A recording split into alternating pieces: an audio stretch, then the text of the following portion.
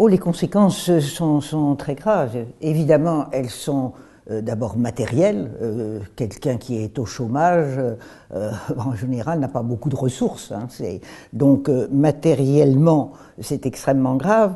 Mais très grave aussi sont les conséquences psychologiques sur le garçon ou la fille qui ne trouve pas d'emploi. Il se sent exclu de la société et c'est destructeur de sa personnalité. Et puis il y a des conséquences politiques. Les conséquences sont extrêmement graves. Ça déstabilise complètement la société qui connaît ces phénomènes de chômage. Donc les conséquences sont gravissimes.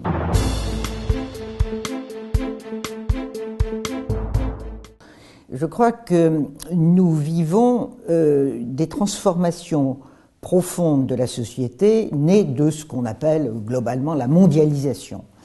L'émergence de pays qui n'avaient pas un rôle à l'échelle mondiale, je pense à la Chine, je pense à l'Inde, je pense à l'Afrique qui est en train de se transformer beaucoup, je pense à l'Amérique du Sud. En quelques années, on a vu apparaître des pays nouveaux qui ont émergé, ils sont maintenant très puissants, et ils nous concurrencent, qu'on le veuille ou non, ils nous concurrencent. Pendant des années, et des dizaines d'années, les pays européens et l'Amérique du Nord dominaient le monde et fabriquaient des produits, les vendaient, ils tenaient le haut du pavé et ça fournissait du travail à leur population. En quelques années, car ça s'est fait quand même assez vite, ce phénomène qu'on a pu appeler la mondialisation avec différentes facettes, ça a complètement bousculé les équilibres.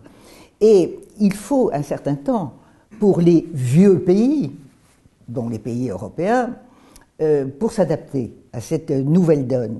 Et nous sommes dans cette période intermédiaire. Et la génération aujourd'hui, les jeunes, qui sont aujourd'hui autour de 20 à 25 ans, sont en plein dans cette période de transition. On quitte un équilibre ancien qui n'est plus valable et on n'a pas encore retrouvé des équilibres nouveaux.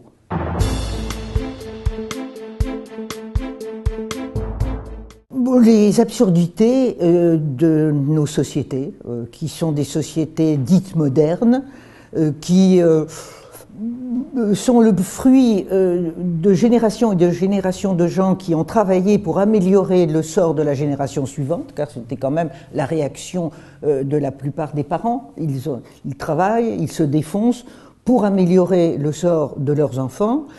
Il y a eu des périodes où c'était le cas. Les progrès se voyaient de génération en génération et nous vivons actuellement dans certains pays, et c'est le cas en Europe, pas également dans tous les pays d'Europe, mais enfin notamment en France, où le chômage des jeunes détruit cette idée de progression matérielle de génération en génération. On voit quantité de parents aujourd'hui qui sont profondément inquiets pour l'avenir de leurs enfants. Donc c'est une régression. Et c'est un échec de nos sociétés qui ont beaucoup d'orgueil par ailleurs, mais là, c'est un échec. Je récuse évidemment la génération sacrifiée parce qu'on a l'impression qu'on l'a fait volontairement, hein, et qu'on a opéré un sacrifice d'une génération. Non, on est la génération des adultes, de ceux d'avant à laquelle j'appartiens, nous ne l'avons pas fait volontairement. Il y a eu involontairement une série d'erreurs qui ont été commises et qui aboutissent à ce résultat. Donc c'est pas pour défausser ma génération de ses responsabilités. Mais enfin, le mot sacrifice, si vous voulez, est peut-être un peu fort. En tout cas, c'est pas un sacrifice fait volontairement. Nos métiers, on le voit. Nous n'allons plus aujourd'hui fabriquer pour résister à la concurrence des produits chinois, par exemple. La Chine est devenue un atelier pour toutes sortes de fabrication de produits. Bon. Nous pouvons développer d'autres activités. C'est vrai, dans le domaine de l'informatique, dans le domaine de la création artistique, etc., nous avons des atouts. Et pour l'avenir, si nous savons nous y prendre, nous avons la possibilité de donner des nouvelles tâches, des nouveaux métiers. Mais ce n'est pas encore fait. Donc, oui, il y a une génération qui est en sandwich, qui est prise, elle ne peut plus exercer les anciens métiers, et il n'y a pas encore les nouveaux métiers. Et je crois que c'est fondamentalement ce qui explique cette impression qu'il y a une génération sacrifiée. Elle est dans la phase de transition.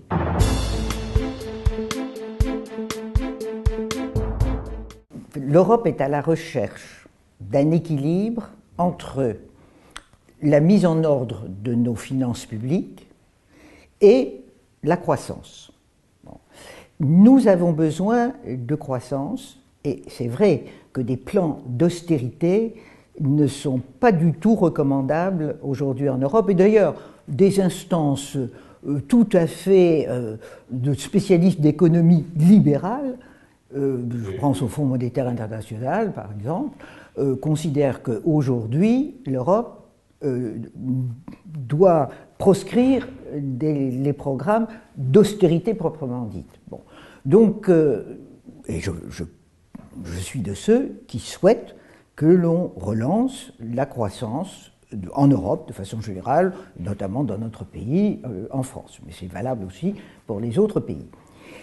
Pour autant, nous avions quand même, dans certains pays d'Europe, des finances publiques qui ne pouvaient pas rester dans l'état où elles étaient. On ne peut pas en permanence dépenser plus que ce qu'on gagne ou la richesse que l'on produit. Aujourd'hui, les politiques d'austérité et la récession économique fait que les rentrées fiscales sont beaucoup moins importantes et donc la dette publique. Alors, donc ça, économiquement, ce n'est pas cohérent. Je suis très sensible aux analyses de certains économistes qui disent attention, si on veut diminuer trop les dépenses publiques et pour rééquilibrer les budgets publics, on asphyxie l'économie finalement, et au lieu d'avoir la croissance, on a au contraire une dépression. Donc il faut trouver les équilibres. C'est un art, vous savez, la politique, c'est un art délicat.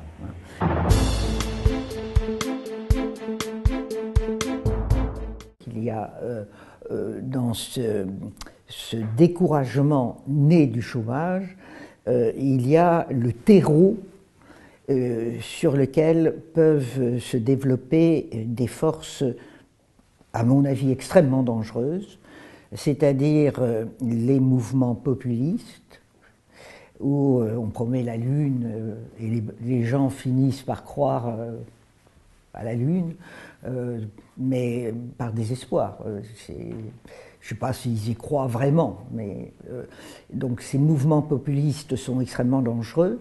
Les mouvements hyper-nationalistes, le repli sur soi, l'idée que c'est toujours la faute des autres, et que la nation, ma nation, c'est le remède à tout, c'est extrêmement dangereux. L'Europe devrait le savoir, mais les Européens ont souvent la mémoire courte. Si nous avons eu 2 guerres mondiales au XXe siècle, la guerre de 14-18 et la guerre de 39-45, c'est parce que nous avions développé chaque pays, un hyper-nationalisme qui nous a éclaté à la figure, on peut dire, millions de morts. C'est le résultat de cet hyper-nationalisme. Évidemment, il y a de quoi être inquiet quand on voit aujourd'hui des thèses hyper-nationalistes fleurir à nouveau. La France aux Français, on se replie, on ferme tout, etc. C'est la fausse solution, c'est une évidence.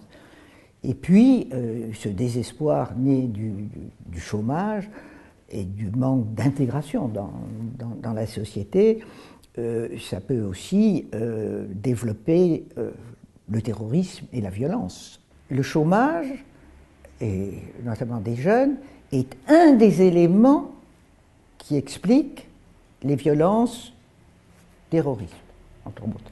Un des éléments, mais il y en a d'autres. Il y en a d'autres. Et je fais allusion, là, au manque d'instruction et d'éducation de trop nombreux jeunes aujourd'hui. Bon.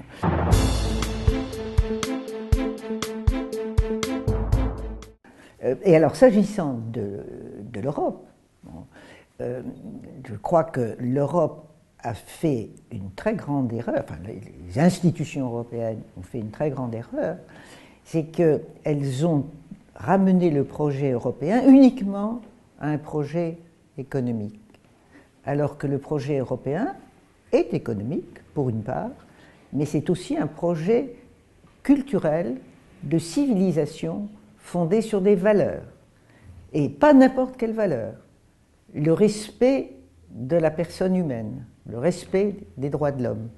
Ça ne va pas de soi, le respect des droits de l'homme. C'est une conquête de l'homme sur lui-même. Les droits de l'homme, la démocratie, nos démocraties, elles fonctionnent pas très très bien. Et ça aussi, c'est une valeur extrêmement importante. Respecter la liberté. Moi, j'ai eu la chance de connaître des gens qui se sont battus pour conquérir leur liberté. C'était en 1989, au moment de la chute du mur de Berlin. C'est ça le projet européen fondamentalement.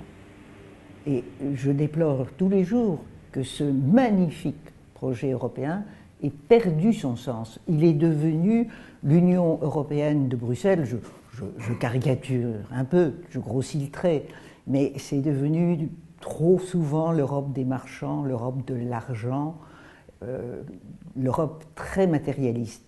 Alors, matérialiste, ça veut dire l'économie. Il faut s'en occuper. Lutter contre le chômage, oui, bien sûr. Mais il faut aussi lutter pour les libertés, lutter pour les droits de l'homme. Et ça, c'est aussi le projet européen. Et là, on n'a pas été bon, pas suffisamment bon. Et en ce moment, il faut non seulement qu'on relance l'économie, parce que c'est nécessaire pour lutter contre ce chômage qui est une véritable plaie, une véritable maladie dans la société, mais il faut aussi que nous nous mobilisions pour redonner un sens humain, social et humain au projet européen.